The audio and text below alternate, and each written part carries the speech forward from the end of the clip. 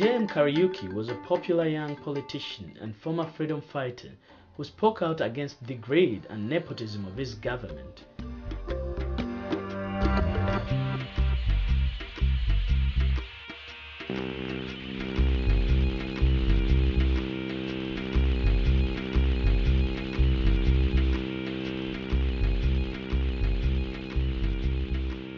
Doused in sulfuric acid and teeth knocked out, his fingers were cut and his penis severed and put in the pocket of his coat. The independence that J.M. fought so hard for has turned into the poison that killed him. J.M. was assassinated, and when he was assassinated, I was among the people that was picked up, put into detention, with the purpose of scaring me into giving up. I went into detention not knowing what detention was. But when they arrested me, I was taken to Kamete maximum security prison, which I thought was just a transit area, until when I was being taken across the corridor, I saw this Achieng Oneko, and I recognized his face because this was a famous freedom fighter. By then he had been detained by Kenyatta for 5 years, and I did not suspect that he could be in prison.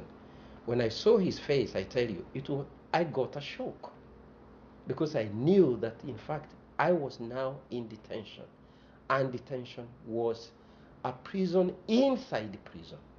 It was a double prison.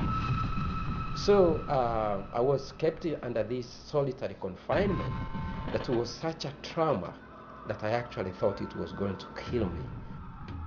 I asked Achieng Oneko, Mzee, how have you survived 14 years of detention under the British and then Kenyatta?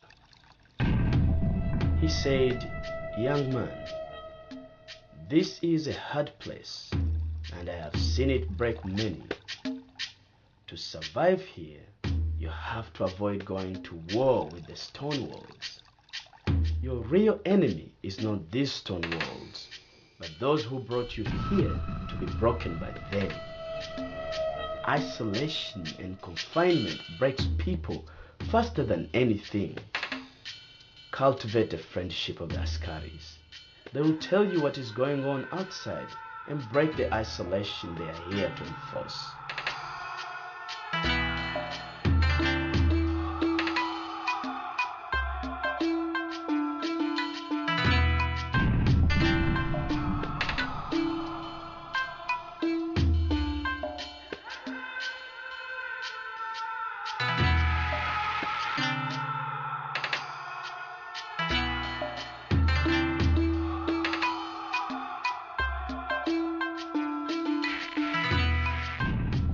We came out after Kenyatta had died and an election was due.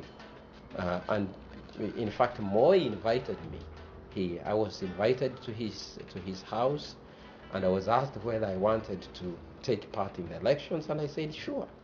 At that point, we sort of belonged to the same side because he had been an underdog under Kenyatta.